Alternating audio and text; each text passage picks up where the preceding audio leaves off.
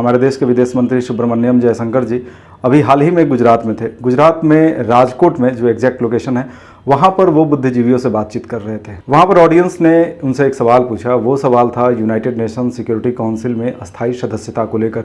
दोस्तों, इस वीडियो के माध्यम से मैं आपको पूरा विस्तार से बताने वाला हूं कि संयुक्त राष्ट्र सुरक्षा परिषद यानी कि यूनाइटेड नेशन सिक्योरिटी काउंसिल में अस्थायी सदस्यता को लेकर क्या समस्या है भारत के सामने। आखिर भारत को अभी तक यूनाइटेड नेशन सिक्योरिटी काउंसिल में अस्थायी सदस्यता क्यों नहीं मिल पाया है और जयशंकर जी का इस मामले पर क्या विचार है, चलिए पूरा विस्तार से समझते हैं। सबसे पहले कुछ लोकेशन को देख लेते हैं। ये है हमारा देश भारत। भारत के ऊपर में यहाँ पर है चीन, ये पाकिस्तान है, ये इजराइल और गाजा पट्टी, यहाँ पर है अफ्रीका महादेश, ये यूक्रेन है, ये रशिया है, यहाँ पर है पश्चिमी यूरोप के देश जर्मनी, फ्रांस, इटली और यूके यानी यूनाइटेड किंगडम, जिसको आप मोटे तौर पर इंग्लैंड कह सकते हैं। यहाँ पर है यूनाइटेड स्टेट ऑफ अमेरिका यानी कि ये उत्तरी अमेरिका महादेश है, और यहाँ पर लोकेशन है दक्षिण अमेरिका महादेश का, और उसका दो देश यहाँ पर आपको दिख रहा है, ब्राजील और अर्जेंटीना। संयुक्त राष्ट्र सुरक्षा परिषद क्या है? संयुक्त राष्ट्र सुरक्षा परिषद संयुक्त राष्ट्र के 6 अंगों में से सबसे महत्वपूर्ण अंग है। अगर उसके भी पहले थोड़ा बात ये करें कि आखिर संयुक्त राष्ट्र क्या है यानी कि यूनाइटेड नेशन क्या है और इसका स्थापना क्यों किया गया था, तो इसका बैकग्राउंड है 1939 से लेकर के 1945 तक चला सेकेंड वर्ल्ड वार।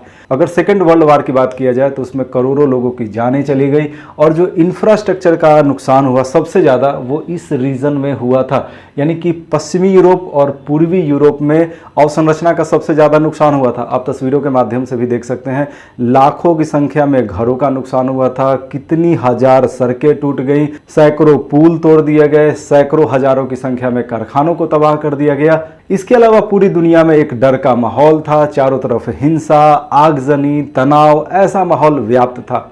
और साथ ही साथ ये भी एक टेंशन था पूरी दुनिया के लिए कि इन फ्यूचर कहीं तीसरा विश्व युद्ध ना हो जाए। तो इसी वजह से एक ऐसे अंतर्राष्ट्रीय संस्था का स्थापना किया गया जो दुनिया भर में शांति स्थापना का काम करता, और उस अंतर्राष्ट्रीय संस्था का ही नाम था संयुक्त राष्ट्र यूनाइटेड नेशन।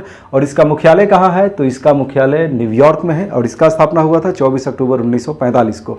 संयुक्त राष्ट्र के 6 मुख्य अंग है, और उन 6 अंगों में जो सबसे ज़्यादा प्रभावी है वो है सुरक्षा परिषद। अगर पूरा नाम कहे तो संयुक्त राष्ट्र सुरक्षा परिषद यानी United nation security council. United nation security council क्या करता है? दुनिया भर के लिए एक डिसीजन मेकिंग का काम करता है, यानी कि दुनिया भर में 5 देशों का एक ऐसा ऑर्गेनाइजेशन आप कह सकते हैं, एक ऐसा संगठन है जो पूरी दुनिया में शांति व्यवस्था बहाल करने के लिए जिम्मेदार है। अगर संयुक्त राष्ट्र सुरक्षा परिषद की बात करें तो यहाँ पर मैंने लिखा है अस्थायी और यहाँ पर मैंने लिखा है अस्थायी। यहाँ पर 5 अस्थायी देश हैं यानी कि 5 अस्थायी सदस्य हैं, जबकि 10 अस्थायी सदस्य होते हैं। अस्थायी कहने का मतलब हुआ जो हमेशा सदस्य बने रहेंगे, और अस्थायी का मतलब जो मात्र 2 वर्षों के लिए सदस्य बनते हैं। और कुल सदस्यों की संख्या कितना हो गया? 5 अस्थायी और 10 अस्थायी, यानी कुल सदस्य इसमें हो गए 15। अब चलिए P5 देशों को देखते हैं। P5 मतलब परमानेंट 5। तो चीन, यहाँ पर मैंने लिखा है चीन के आगे P, यानी चीन संयुक्त राष्ट्र सुरक्षा परिषद का अस्थायी सदस्य है। ये है रशिया, रूस के आगे भी मैंने लिखा है P, ये भी परमानेंट सदस्य है संयुक्त राष्ट्र सुरक्षा परिषद में। ये है फ्रांस, यहाँ पर भी मैंने P लिखा है। ये है यूके, इंग्लैंड, यहाँ पर भी मैंने P लिखा है। और ये है USA, यहाँ भी मैंने P लिखा है। तो ये 5 परमानेंट सदस्य हैं, जबकि 10 जो मेंबर होते हैं वो अस्थायी होते हैं, 2 वर्षों के लिए होते हैं। अब बात करते हैं कि संयुक्त राष्ट्र सुरक्षा परिषद का अध्यक्ष कौन होता है। तो देखिए, इसमें कुल सदस्यों की संख्या कितना हो गया? टोटल 15। तो वो जो 15 देश है उनका नाम अल्फ़ाबेटिकल ऑर्डर में अरेंज कर लिया जाता है और एक साइकिल बना दिया जाता है, और उसी में से अल्फ़ाबेटिकल ऑर्डर में अध्यक्ष का चुनाव होता है, और अध्यक्ष महज 1 महीना के लिए ही होते हैं। दोस्तों, थोड़ा देर पहले ही मैंने आपसे कहा कि जयशंकर जी से एक ऑडियंस ने सवाल पूछा था कि क्या भारत संयुक्त राष्ट्र सुरक्षा परिषद में अस्थायी सदस्यता हासिल कर सकता है, यानी क्या भारत P5 में शामिल हो सकता है। और अगर भारत यहाँ शामिल हुआ तो ये हो जाएगा P6, और यहाँ भी लिखा जाएगा P। क्या ये पॉसिबल है? इस पर बात करेंगे।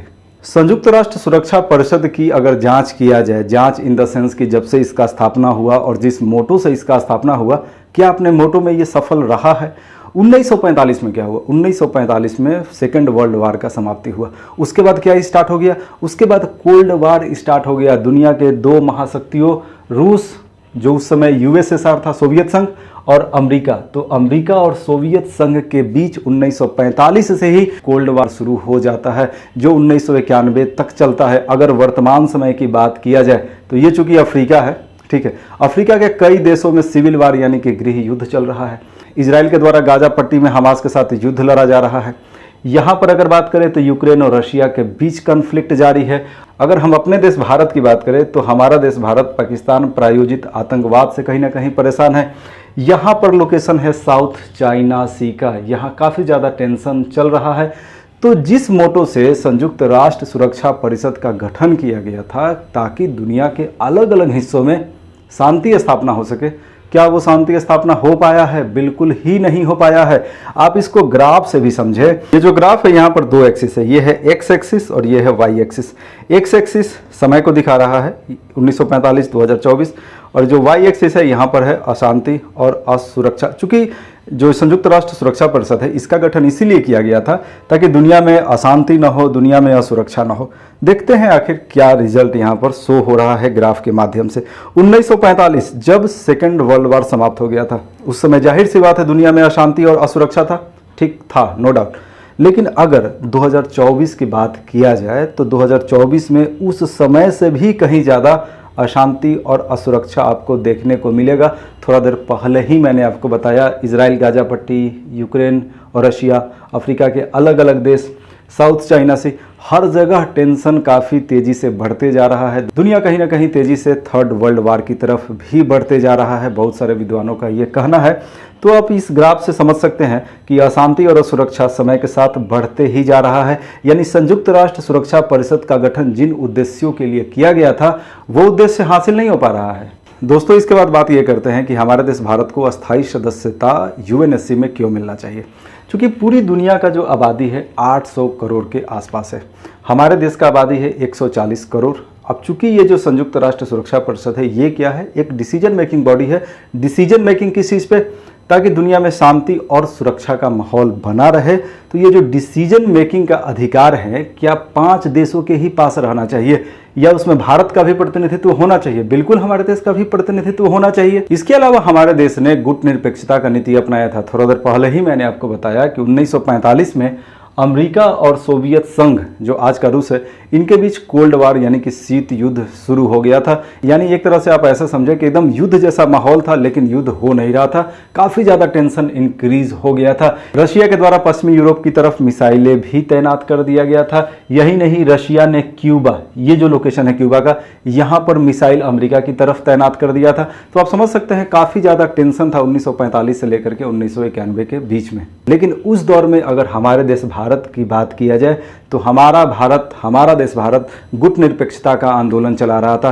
गुट निरपेक्षता का मतलब हुआ किसी भी गुट में न जुड़कर पूरी दुनिया के विकास और पूरी दुनिया में शांति स्थापना के दिशा में काम करना। तो इस तरीके से आप देख रहे हैं कि हमारा देश निरपेक्षता की नीति को फॉलो कर रहा है। हमारे देश का उद्देश्य रहा है कि पूरी दुनिया में शांति स्थापन हो, जबकि ये जो परमानेंट मेंबर यहाँ पर अस्थायी रूप से अपना डेरा जमाए हुए हैं, अगर इनके उद्देश्यों को देखा जाए, जैसे कि अमेरिका, आप देख सकते हैं अमेरिका किस तरीके से पूरे दुनिया भर में डिस्टर्बेंस पैदा करके रखा है। इसके अलावा चीन का भी कुछ ऐसा ही हाल है। जब ऑडियंस ने जयशंकर जी से सवाल पूछा तो जयशंकर जी ने कहा कि हमें बहुत सारा हार्ड वर्क करना पड़ेगा ताकि भारत को अस्थायी सदस्यता मिल सके। अब हार्ड वर्क करना है यानी बाधा तो है। अब बाधा क्या है? देखिए, बाधा ये है कि इसके लिए यानी भारत को अस्थायी सदस्य बनाने के लिए यूनाइटेड नेशन के चार्टर में सुधार करना होगा। और यूनाइटेड नेशन यानी संयुक्त राष्ट्र के चार्टर में सुधार करने का 2 प्रोसेस है। पहला प्रोसेस है कि इसके लिए P5 में जितने भी मेंबर हैं, चीन, रूस, फ्रांस, इंग्लैंड और अमेरिका, ये पांचों के पांचों सदस्य तैयार हो जाए कि हाँ ठीक है, हम तैयार हैं कि भारत भी इसका सदस्य बन सके। और दूसरा क्या करना पड़ेगा? दूसरा ये करना पड़ेगा कि UNGA यानी संयुक्त राष्ट्र महासभा, जो जनरल असेंबली होता है, वहाँ पर 2/3 से प्रस्ताव पारित हो जाए। तो देखिए, यहाँ पर प्रस्ताव पारित होने में कोई बहुत बड़ा समस्या नहीं है, ये पास हो सकता है, क्योंकि यहाँ पर बहुत सारे ऐसे देश हैं, खासतौर पे बहुत सारे अफ्रीकी देश हैं जो भारत के सपोर्टर हैं। लेकिन समस्या यहाँ पर है कि P5 के 5 देश इसके लिए तैयार हो पाए। अगर रशिया की बात करें तो शायद रशिया तैयार हो जाए। चीन ने स्पष्ट रूप से मना कर दिया है कि भारत P5 में नहीं आने वाला है, भारत को हम आने नहीं देंगे। अगर अमेरिका की बात करें तो अमेरिका दुमुहा बात बोलता है, यानी आप ऐसे समझे कि अमेरिका भी इसके लिए तैयार नहीं है। फ्रांस और इंग्लैंड भी शायद ही चाहेंगे कि भारत P5 का सदस्य बने, क्योंकि देखिए P5 क्या है, P5 एक बहुत ही पावरफुल बॉडी है, क्योंकि ये दुनिया भर के लिए डिसीजन मेकिंग का काम करता है। तो चूंकि इन 5 के पास काफ़ी ज़्यादा पावर है, अगर कोई छठा देश यहाँ पर आएगा, 7वां देश आएगा, तो जाहिर सी बात है इन 5 देशों की जो शक्तियाँ हैं तो इन शक्तियों में बंटवारा हो जाएगा, यानी इन 5 देशों के पास शक्तियाँ घट जाएंगी। तो इसलिए ये नहीं चाहते हैं कि भारत या कोई अन्य देश P5 का हिस्सा बने। दोस्तों यहाँ पर मैंने लिखा है G4। G4 क्या है? G4 का मतलब हुआ ग्रुप ऑफ 4। इसमें 4 देश है, भारत, ब्राज़ील, जर्मनी और जापान। G4 में कौन कौन मेंबर है? भारत, ब्राज़ील, जर्मनी और जापान। इसके बाद बात करते हैं कि आखिर G4 का गठन क्यों हुआ था। देखिए, जब P5 का स्थापना हुआ था तो उस समय का दुनिया कुछ और था। जो सुपर पावर कंट्री थी उनकी संख्या कुछ और थी, लेकिन अगर वर्तमान समय में देखा जाए तो दुनिया बिल्कुल ही अलग है। दुनिया को 1945 के पैमाने से वर्तमान समय में तौला नहीं जा सकता है। आज की तारीख में भारत, ब्राज़ील, जर्मनी, जापान दुनिया के काफ़ी प्रभावशाली देशों में से एक हैं। अब जाहिर सी बात है, जिस तरह का हालात बदला है, 1945 वाला दुनिया अभी नहीं है। 1945 की अर्थव्यवस्था कुछ और थी, उस समय का सोसाइटी कुछ और था, उस समय का पॉलिटिक्स कुछ और था। आज के समय में ये सब चेंज हो चुका है, हालात भी बदले हैं और विश्व के नक्शे पे बहुत सारे पावरफुल देश उभर कर सामने आ रहे हैं। तो ये जो संरचना है P5 का, इसमें चेंजिंग करने की आवश्यकता है। तो इस तरीके से G4 का स्थापना इसलिए हुआ था क्योंकि भारत, ब्राज़ील, जर्मनी और जापान को संयुक्त राष्ट्र सुरक्षा परिषद में स्थायी सदस्यता मिल सके, और समय समय पर G4 देशों के द्वारा ये मांग उठाया जाता है कि उन्हें भी संयुक्त राष्ट्र सुरक्षा परिषद में अस्थायी सदस्यता मिले। यहाँ पर है यूनाइटिंग फॉर कॉन्सेंसस यानी UFC, जिसको शॉर्टकट में कॉफ़ी क्लब भी कहते हैं। इसका स्थापना हो गया था 1990 के दशक में। आखिर ये है क्या और इसका काम क्या है? तो कॉफ़ी क्लब कुछ देशों का एक समूह है। अब कॉफ़ी क्लब में कौन कौन से देश है? तो इसमें है भारत का पड़ोसी पाकिस्तान, इसमें और कौन कौन है? ब्राज़ील का पड़ोसी अर्जेंटीना। कॉफ़ी क्लब में और कौन कौन है? तो जर्मनी का पड़ोसी इटली। इसमें और कौन है? तो जापान का पड़ोसी साउथ कोरिया। यानी कि आप यहाँ पर देख सकते हैं कि जो G4 के देश हैं उनका जो पड़ोसी है वो कॉफ़ी क्लब का मेंबर है। G4 का सदस्य भारत, कॉफ़ी क्लब का मेंबर पाकिस्तान। तो इस तरीके से आप देख सकते हैं कि कॉफ़ी क्लब के मेंबर पाकिस्तान, अर्जेंटीना, यहाँ पर इटली और यहाँ पर साउथ कोरिया है। इसके अलावा और भी कई देश हैं जैसे कि स्पेन, तुर्की है, ये भी कॉफ़ी क्लब के मेंबर हैं। कॉफ़ी क्लब को यूनाइटिंग फॉर कॉन्सेंसस यानी UFC कहा जाता है, जिसका स्थापना 1990 के दशक में हुआ था। अब इसका स्थापना हुआ क्यों था? क्या ये देश भारत, ब्राज़ील, जर्मनी, जापान क्या 2005 के पहले ये डिमांड नहीं कर रहे थे कि उन्हें UNSC में अस्थायी सदस्यता मिले? ये देश पहले से भी डिमांड कर रहे थे। हाँ, 2005 में क्या हुआ? 2005 में उन्होंने एक ऑर्गेनाइजेशन बनाकर अपनी मांग को और मजबूती के साथ यूनाइटेड नेशन के सामने रखना शुरू किया, क्योंकि ये देश पहले से ही अस्थायी सदस्यता की मांग कर रहे थे। इनकी अस्थायी सदस्यता की मांग से सबसे ज़्यादा प्रॉब्लम किसको था? सबसे ज़्यादा प्रॉब्लम इन 5 देशों को था, चीन, रशिया, फ्रांस, इंग्लैंड और अमेरिका को।